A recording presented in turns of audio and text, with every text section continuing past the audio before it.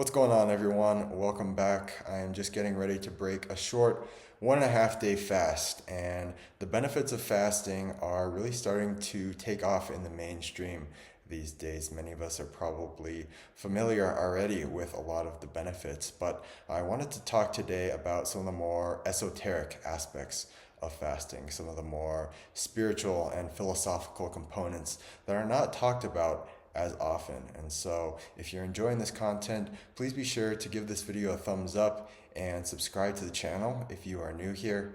And leave me a comment as well down in the comment section below. Let me know what your most profound experience has been with fasting, or why you want to give it a shot for the first time. So, humans have known for thousands of years about the healing power of fasting. Nearly every spiritual tradition directs their followers in some way or another to fast. And even mainstream health, as I was saying, is picking up on these benefits. They've started to talk about things like cellular autophagy, the benefits of intermittent fasting. And interestingly enough, even when we look to nature, every animal knows this as well. When it's sick or injured, you don't eat. You fast until you are either healed or you're dead.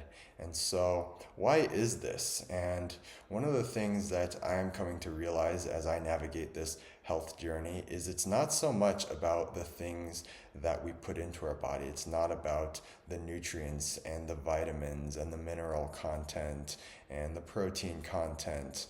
I think all of us who have been on this journey went through a point in time where we were taking all of the supplements, when we were trying to get our entire spread of vitamins and minerals in every meal. I laugh at myself a lot now because I used to make this superfood smoothie every single day, and I would put 30, 35 ingredients, all the healthiest foods I can find, into one big smoothie bowl. And what I'm realizing now is less is more. It was an important part of my journey, but I didn't need all of those things. And so maybe you've been through a similar point in this healing process, but it is not so much about what we eat. It's about what we're not eating. It's about what we're not putting into our body. It's about getting the body to a point where it can eliminate waste more effectively. And this isn't ordinary waste that I'm talking about. I'm talking about more the decades worth of accumulated toxins and poisons and mucus that's built up in the body.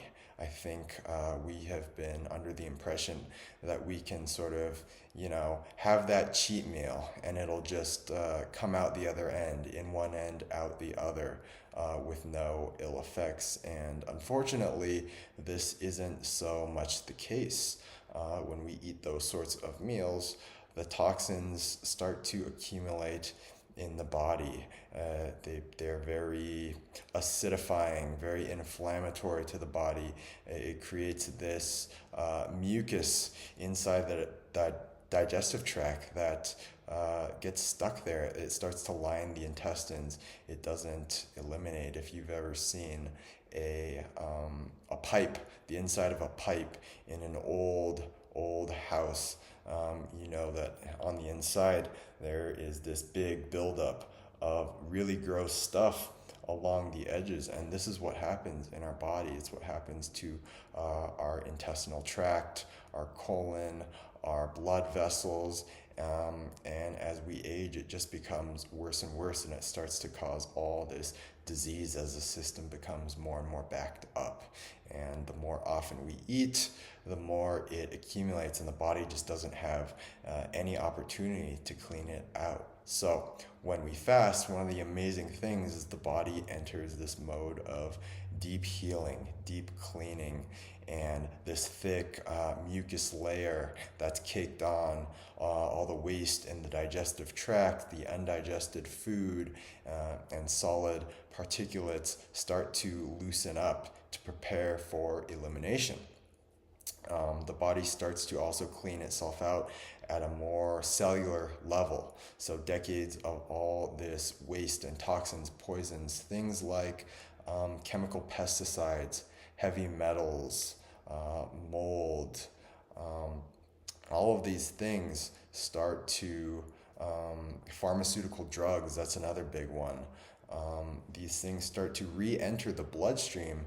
The cells and the tissues will dump them back into the blood so that they could be filtered through the kidneys and ultimately eliminated. And so at this point, you may start to feel dizzy, nauseous. You might feel sick, like you have a cold. This is essentially what a cold is this detoxification process kicking in and taking place. And so if you feel all of these things, it's not because fasting is bad for you, it's because your body is going through this miraculous self-healing process. All these waste products are preparing to leave your body for good.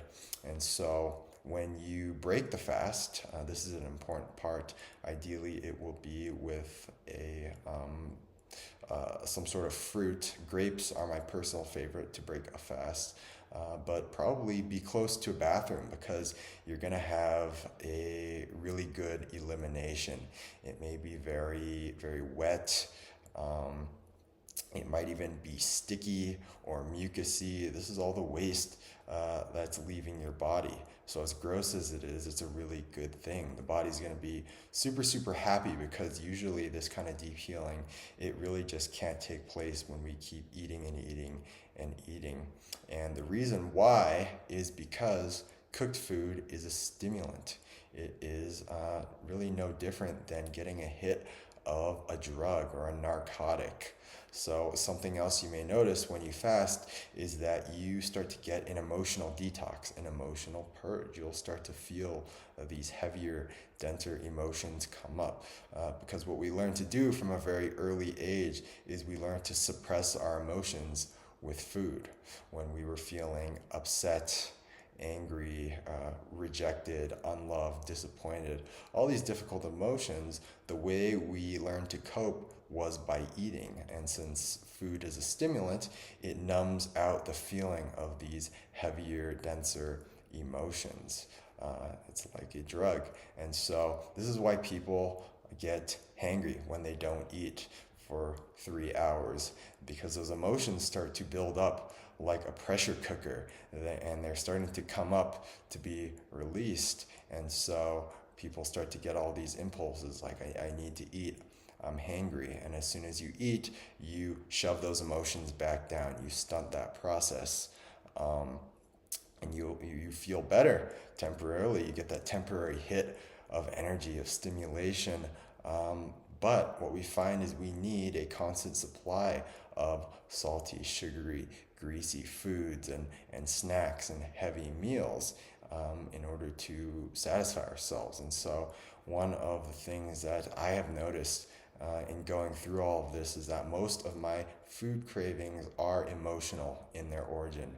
I'm either trying to suppress some emotions that I never acknowledged and never felt, or I'm trying to relive some emotional memory from childhood, some fond memory when a time when I felt safe or loved or supported by my family or my friends. And so eating these foods can feel like a tempting coping mechanism.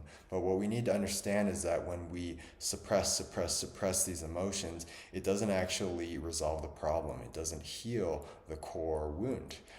It just gets shoved down into the body, and it ends up staying in our energetic field and causing all kinds of imbalances and neuroses and diseases down the line. And so this emotional detox is a really, really important part of the healing process, an important part of the fasting experience. We have to allow these emotions to come up so they could be felt and acknowledged and released from the body for long-term healing. And so as these emotions start to release, you will notice that you feel lighter and lighter.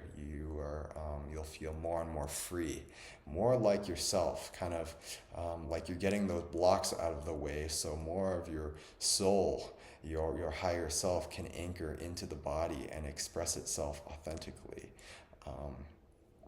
And so you'll notice these emotional connections with food start to break down as you become cleaner and cleaner on the inside by cleaning up your diet. Your body chemistry will start to change, and as this happens, you'll no longer crave those heavy, inflammatory, processed, salty, sugary foods that you used to crave. And now some people will say, I don't want to get rid of my cravings. I love the experience of enjoying food and indulging in these big, extravagant meals. There's a lot of talk these days about food freedom. People say, I don't want to go all in on this health thing because I want freedom. I want the freedom to enjoy myself and go out with my friends to restaurants. I want the freedom to enjoy the food that I want to enjoy. And I totally get this. I totally understand this. I get these desires too. And for people who want to live this way, that is totally fine and good. Some people, their attitude towards life is that I'm here for a good time, not a long time, which is, totally valid. We all came here to Earth for a different experience. But in my mind, if we are going to be true seekers of health, we need to really start to be honest with ourselves. The question we need to ask ourselves is, what is true freedom? Does freedom mean the freedom to indulge endlessly in the sensory experiences of life, or is it something deeper than this? Am I really free because I get to just eat whatever I want and go out to all these restaurants and bars with my friends? Or am I really just a slave to my own impulses and desires? Am I free at all? Sure, I had the freedom to have that Big Mac, that burger and fries, but am I really free when I can't get up off the couch afterwards? Or when the brain fog starts to kick in and I can't do my job or tend to my family to the fullest extent? Maybe the detrimental effects aren't huge at this very moment in time on my health, but if I continue to make these decisions over the period of a lifetime, am I still free when my health starts to decline in my mid 30s like most people? Am I still free when I spend my last years in a wheelchair, unable to move around, or strapped to a bed full of IVs? These are difficult questions to think long term, but I think they're questions that every individual really needs to answer for themselves. And there's no right or wrong answer here. As I said, everybody came for a different experience of life, and so you might find yourself falling strongly towards one end of the spectrum, or maybe you fall somewhere in the middle. But either way, we need to really take a look, an honest look at what's important to us. To me, true freedom is having the energy, the inspiration, the motivation, the mental clarity to be the very best version of myself at all hours of the day. It's having long-lasting health that allows me to do what I want to do and go where I want to go well into old age without this gradual decline. It's having an overflowing abundance of life to give and share with the people around me. And so I'm not saying that we need to be perfect. I'm definitely not.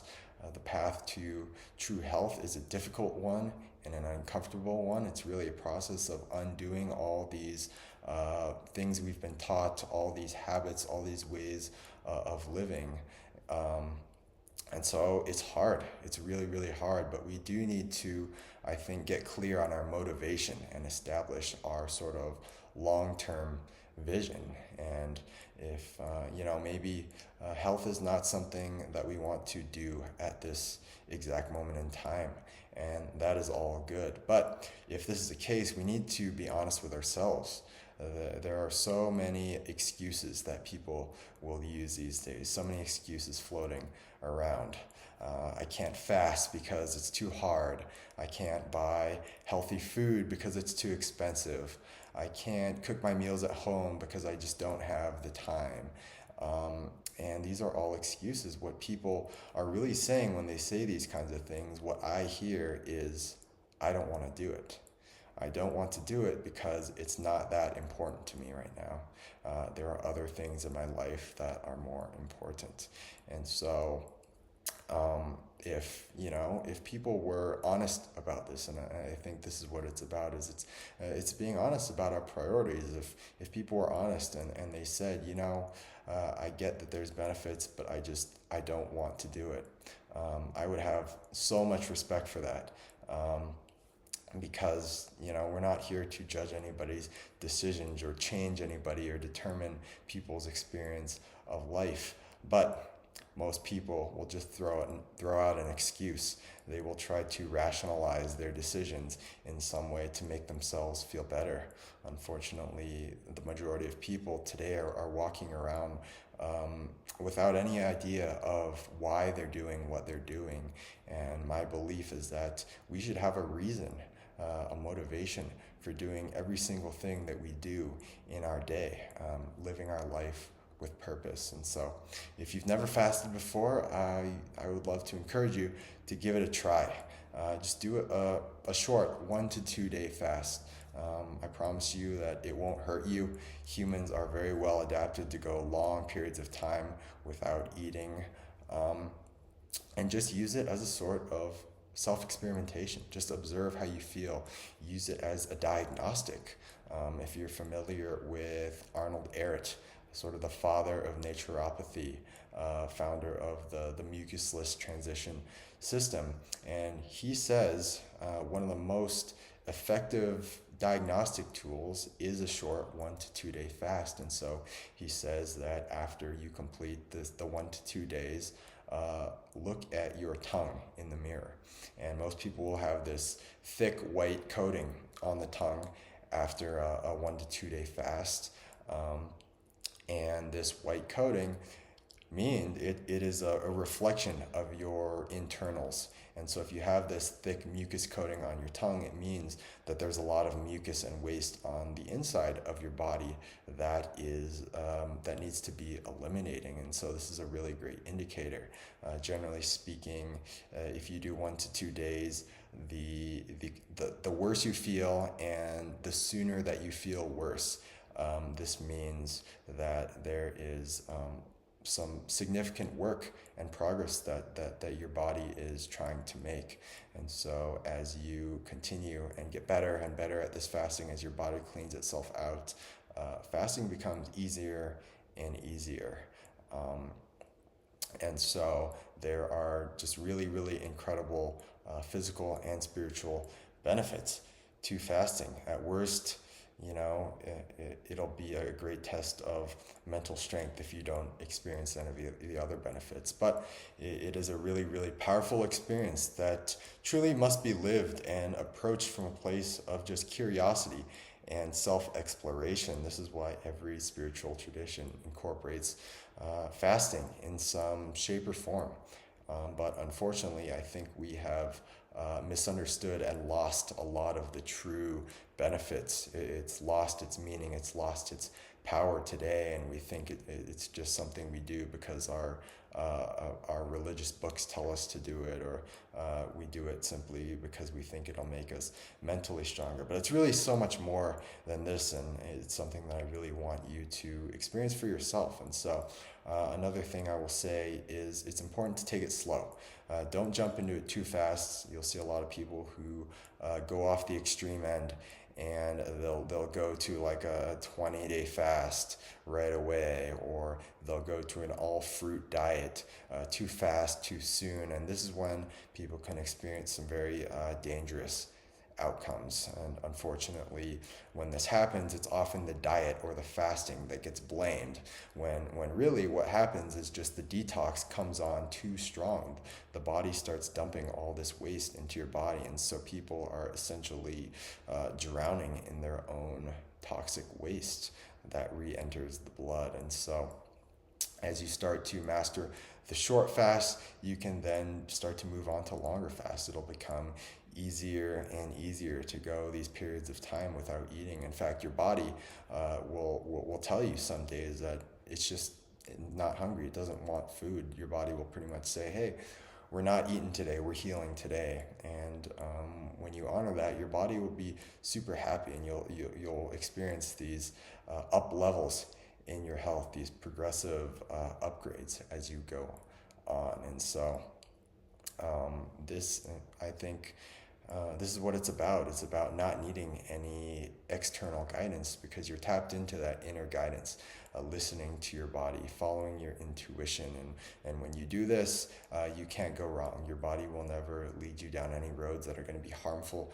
to you. It may be difficult, it may be challenging, but when you tap into your body would never do anything to harm you, seriously. And so listen to this guidance. This is true health freedom to me, is when we reach the point where we don't need anything or anyone outside of us to live our healthiest life, because we understand that everything is within us. True health comes from within and it radiates outward to touch all of the people in our life. And so that is today's message. I want to thank you so much for sticking with me to the end. If you are looking for some additional guidance or resources, you can check out some of my programs. You can download my free ebook to help you transition to a more raw, mucusless diet. You can join us in the 30-day raw food challenge, where we talk about all things transition, including fasting. And if you're looking for some one-on-one guidance, one-on-one coaching, I do have that available as well. Check that out on my website. I'll put the link in the description down below for you to check out. Thanks so much for joining me. I'll see you guys next time. Have a good one.